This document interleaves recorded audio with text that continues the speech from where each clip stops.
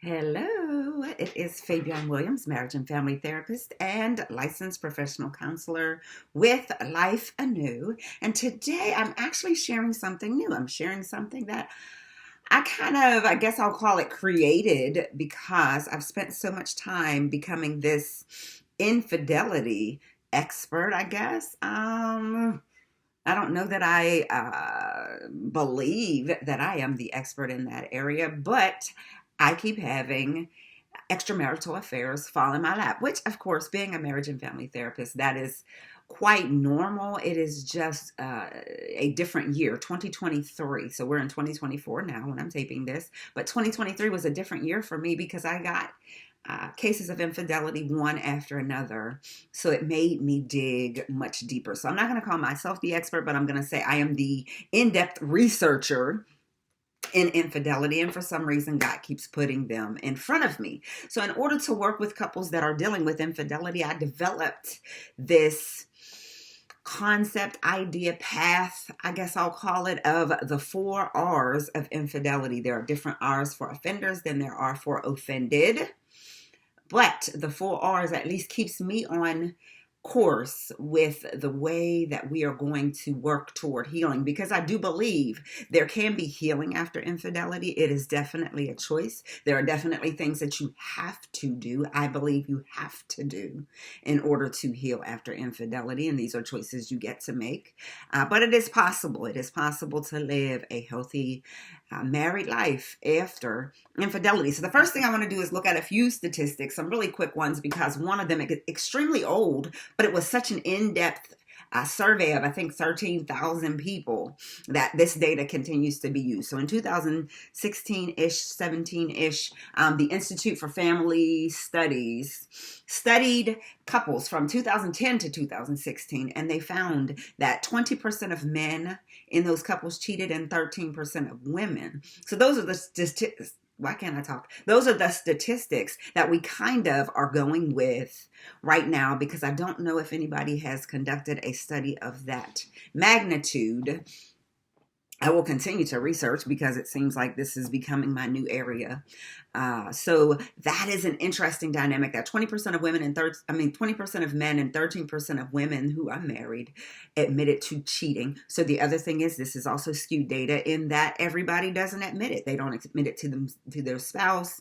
They may not be willing to admit it to a survey, not trusting that information won't get out. So that's the other thing. We're not dealing with something that you often get the whole truth, and nothing but the truth. These are people who lived in deception sometimes for an extended amount of time. So they're very comfortable with deceptive activities and can't even take a survey without using some level of deception. So we have to remember that as a piece that could skew the data as well. There's also a survey about Tinder, and I can't remember who did it, and I'm sorry to the person who did this study, but they found that 25%, up to 25% of the individuals on Tinder are married. Is that crazy? 25% of people on Tinder are married. Why are you on Tinder? Anyway, so that's another number. And then there's this site, and I'm not going to give the name. I gave the name in the past when I wrote a blog about it, but I'm not going to give the name now because I don't want to give them any advertisement. There's a site that's specifically designed for individuals who are married to cheat, to secretly cheat. Is that madness?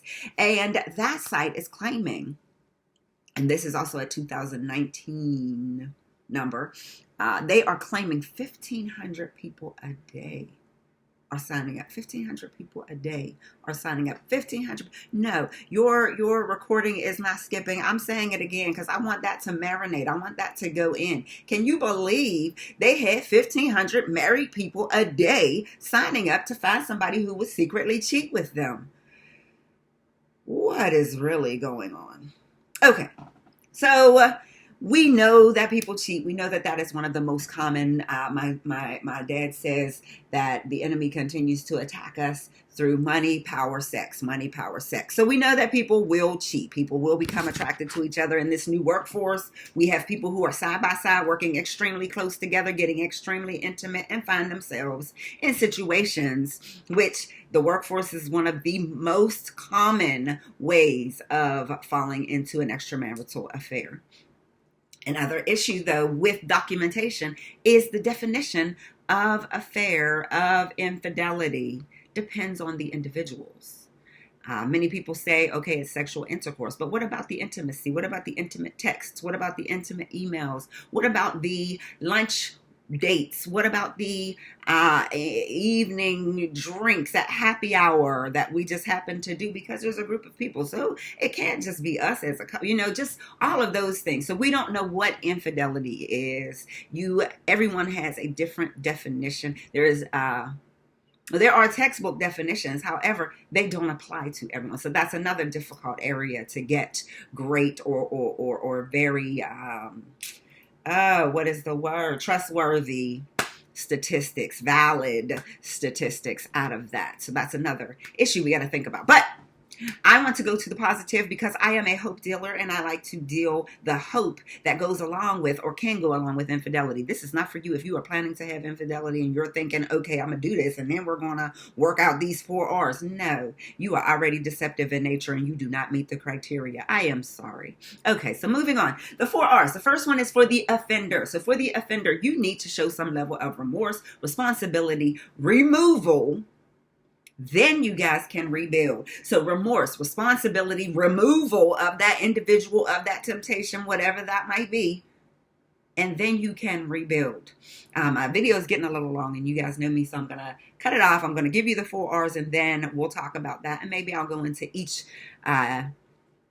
separate, the offender or the offended, the way that they actually pursue this. So for the offended, the 4 R's are to release it, to reevaluate a whole lot of things, and getting some rehabilitation, especially for yourself, because this is not your fault. So rehabilitation for you and then rehabilitation for the couple. And then you guys can rebuild. I have to say, and I always say this to every one of my couples, healing does not start until all cards are on the table. So if you have not dealt out every single thing that you've done, every single thing, if you as the offender have not shared every single thing that you could possibly share, every single thing that your significant other wants to know. That's the other thing. That's the conversation that has to take place. Does your significant other want to know? I don't want the dirty down details. I don't want all that. But some people do. Some people do need the details. There's this disorder, post-infidelity stress disorder.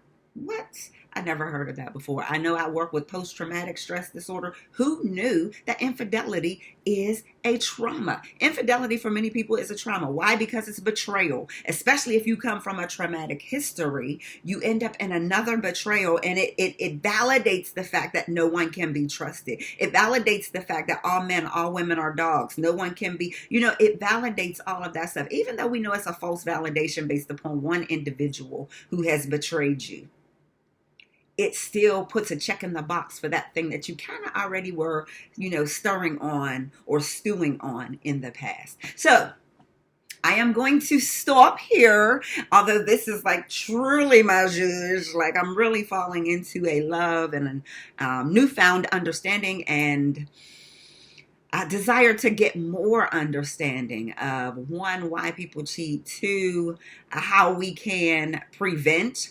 versus, be proactive instead of reactive.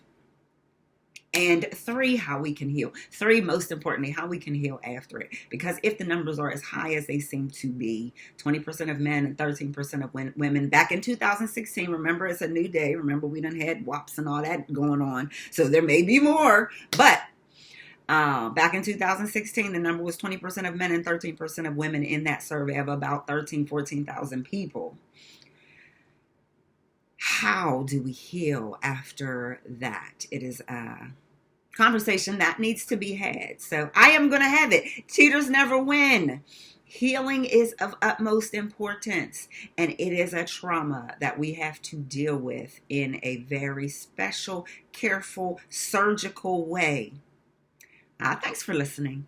I will be back, and I'm going to probably break down the offender and offended's way of dealing and healing after infidelity. Again, I'm Fabian Williams, marriage and family therapist and licensed professional counselor. Don't forget to like, subscribe, all that good stuff, because I need y'all. I need y'all. I need y'all, because I got some stuff to share. I got some stuff. The more that goes in, the more I'm putting out into the world, because I want everybody to heal and help others heal.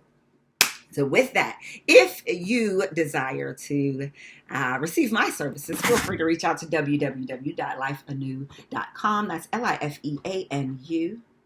And have a blessed and beautiful day.